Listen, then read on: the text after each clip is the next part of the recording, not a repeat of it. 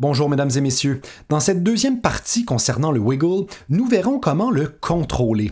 Parce qu'effectivement, ce n'est pas si facile de contrôler le wiggle. On pourrait penser qu'une simple utilisation d'images clés pourrait faire le truc, mais ce n'est pas le cas.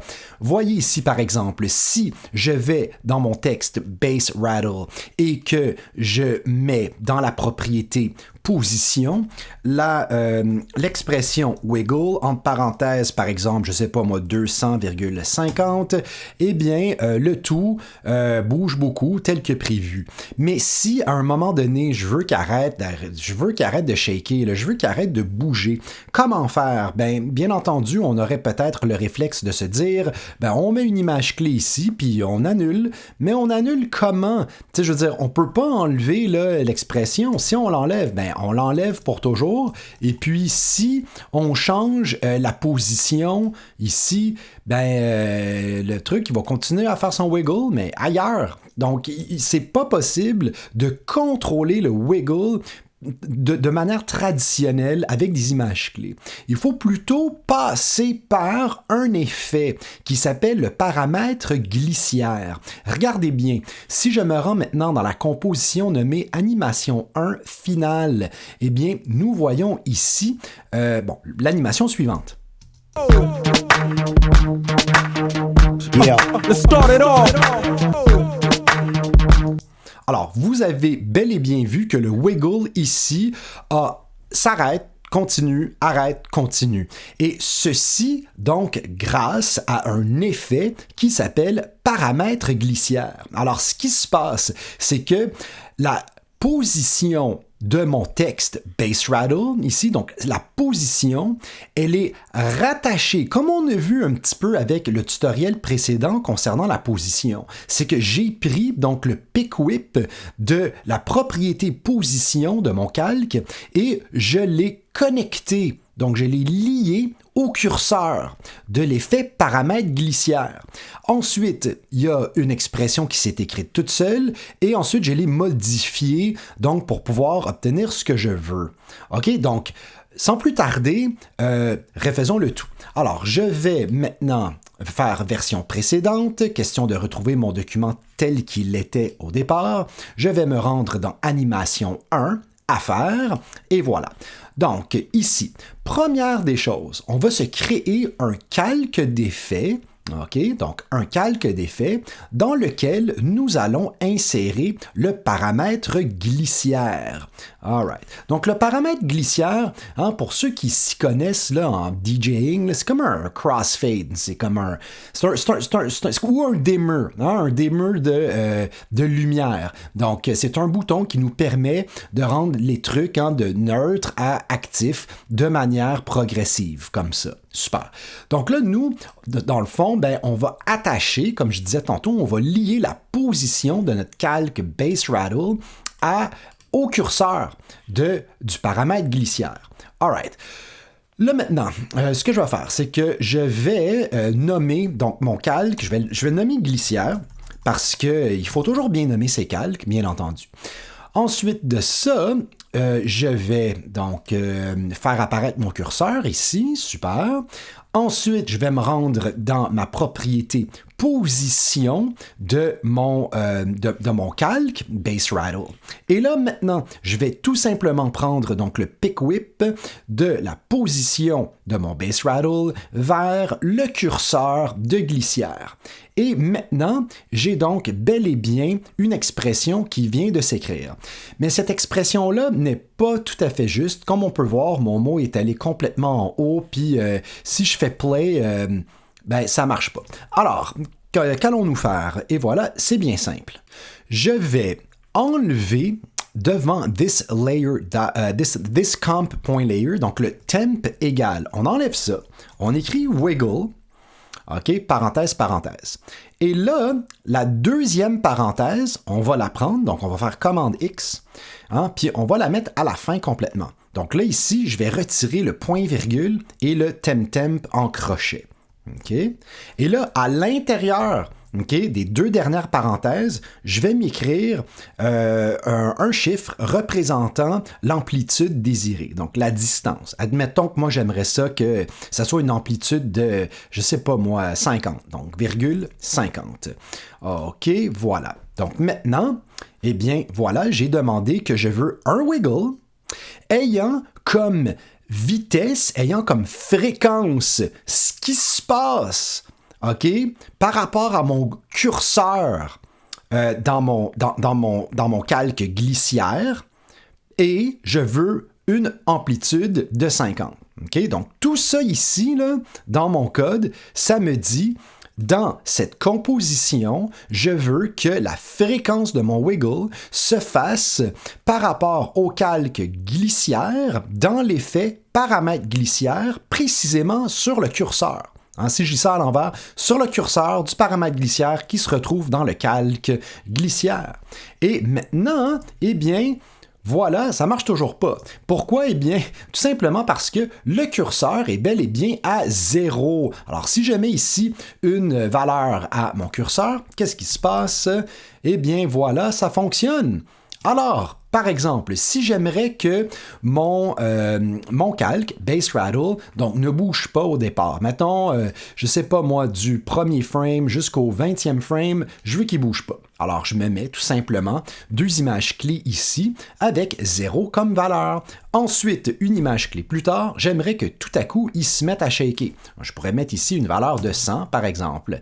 Et maintenant, si je veux qu'il arrête de shaker, mettons, je sais pas moi, à la deuxième seconde, eh bien, je n'ai qu'à me mettre encore une fois une autre image clé. Donc ici, j'ai mon curseur qui fait fonctionner mon wiggle à 100%, donc entre le 21e frame et la deuxième seconde. Et là, une image plus tard, eh bien, je vais me remettre le tout à 0. Alors ici, en principe, je devrais avoir un wiggle qui ne fonctionne pas dans cette zone, fonctionne ici et ne fonctionne pas là. Alors, est-ce que ça fonctionne? Tout est parfait. All right, on aime ça, super. Alors là, maintenant, vous avez peut-être pu remarquer une chose, par contre, c'est que le mot, le calque s'est déplacé. Et ça, malheureusement, c'est un petit désavantage de tout ça. Fait que moi, ce que je fais pour remettre les choses en place, c'est bien simple. OK, regardez ça, là.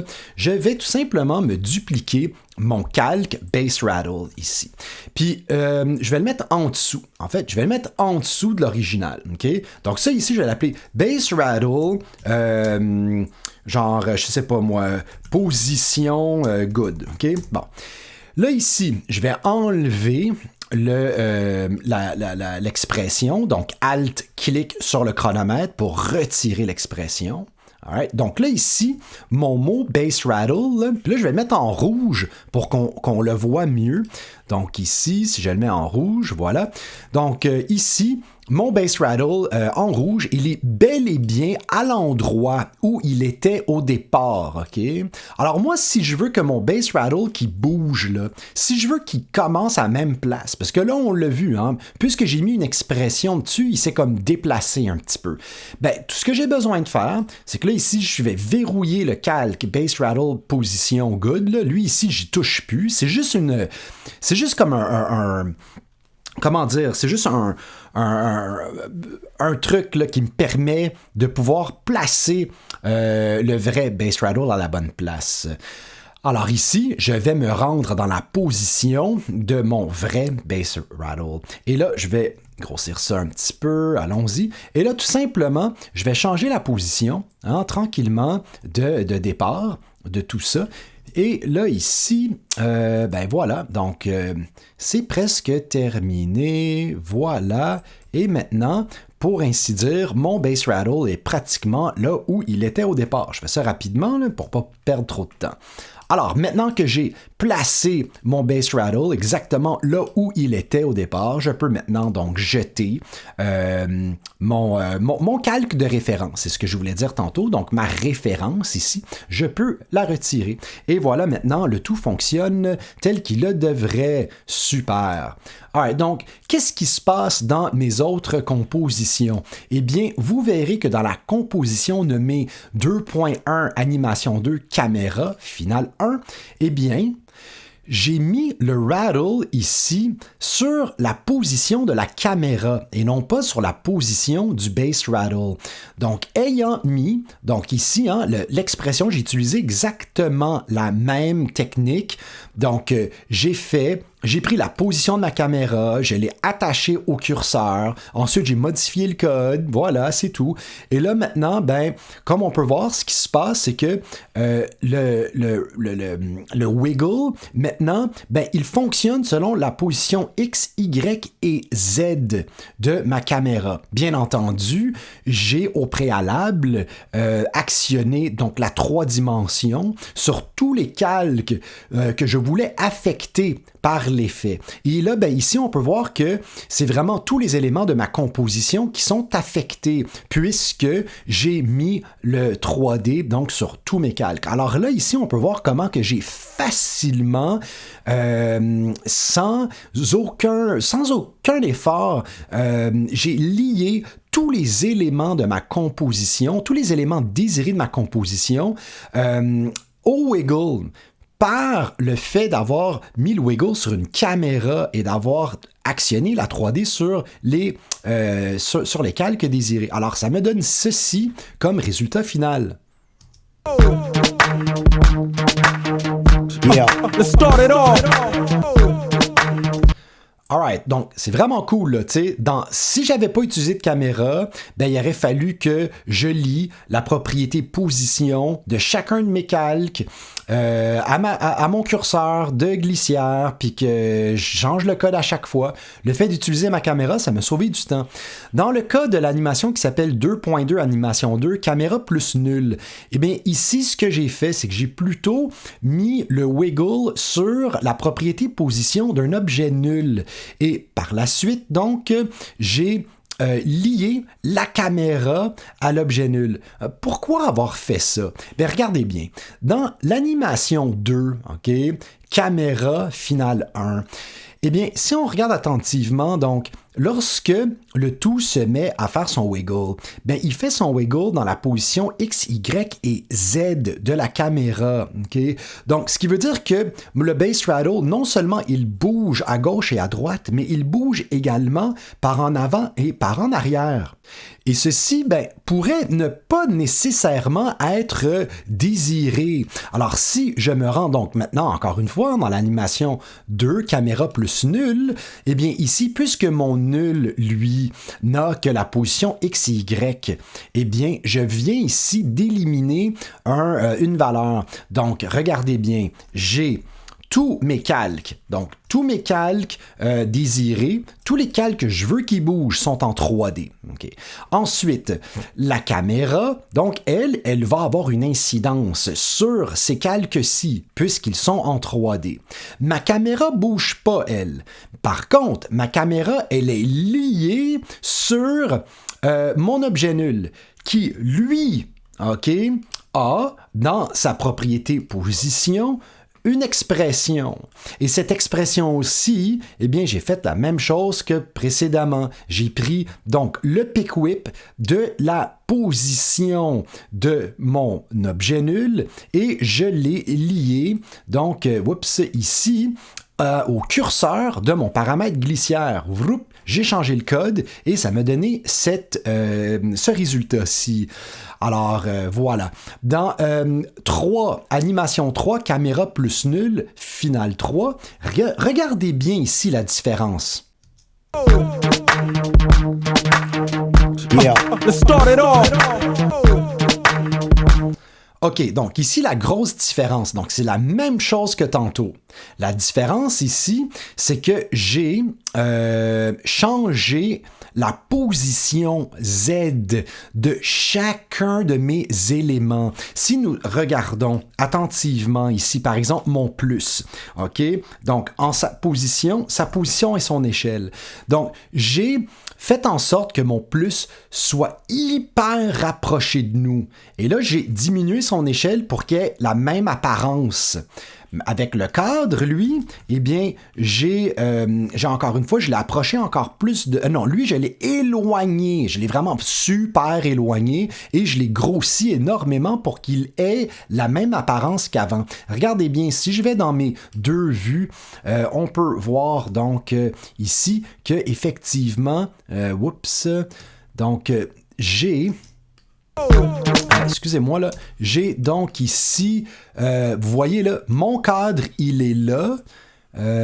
Ensuite, j'ai mon base straddle qui est au milieu, puis j'ai mon plus qui est ici. Ok, mes éléments sont extrêmement distancés et grâce donc à la, est-ce que je vais mettre ça à gauche? Peut-être qu'est-ce qui se passe si je fais comme ça? Non, attendez un instant.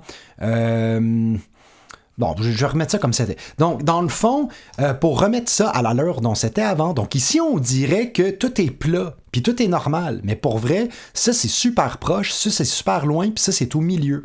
Et puisque j'ai changé les positions en Z, mais quand la caméra bouge grâce à l'objet nul, ben chaque élément bouge pas de la même vitesse puis de la même manière parce qu'ils sont pas au même endroit dans l'espace-temps. Hein, regardons le tout encore une fois. Yeah. Let's start it off. OK, je pense qu'on comprend mieux là.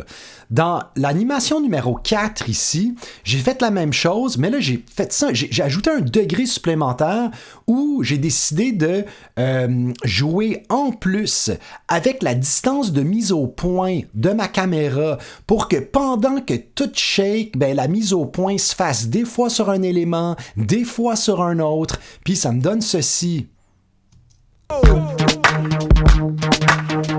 Yeah. Let's start it off. OK, donc assez intéressant. Avec la lumière également ici, donc on peut voir que les éléments sont tout à fait... j'ai ajouté une lumière, là. On voit qu'effectivement les éléments ne sont absolument pas positionnés aux mêmes endroits. On voit que le plus il est très loin parce que son ombre est ici et on voit que le cadre est plutôt collé puisque l'ombre est vraiment collée sur le fond ici. Bref, ce que j'essaie de dire, c'est expérimenter avec ça. Et finalement, dans la dernière animation, j'ai fait une mini petite entrée de vidéoclip ici de 4 secondes et demie là, avec la même chose, juste pour montrer qu'est-ce que ça pourrait avoir de l'air dans un contexte peut-être un petit peu plus réel. Donc, allons-y. Yeah. Let's start it off. Yeah. Let's start it off.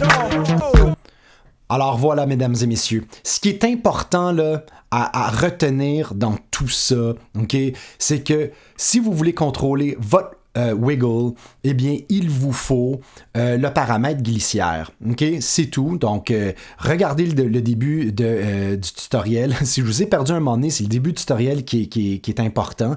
Et du moment que vous avez compris ça, ben, vous pouvez faire ce que vous voulez avec ça. Donc, mettre du mouvement sur des caméras, sur des objets nuls, lier des affaires, jouer avec les éléments en X, Y, Z. Puis là, on peut commencer à aller vraiment loin dans l'exploration d'un truc aussi simple qu'un wiggle. Alors voilà tout le monde, j'espère que ça vous a plu. On se voit à un prochain tutoriel. À la prochaine.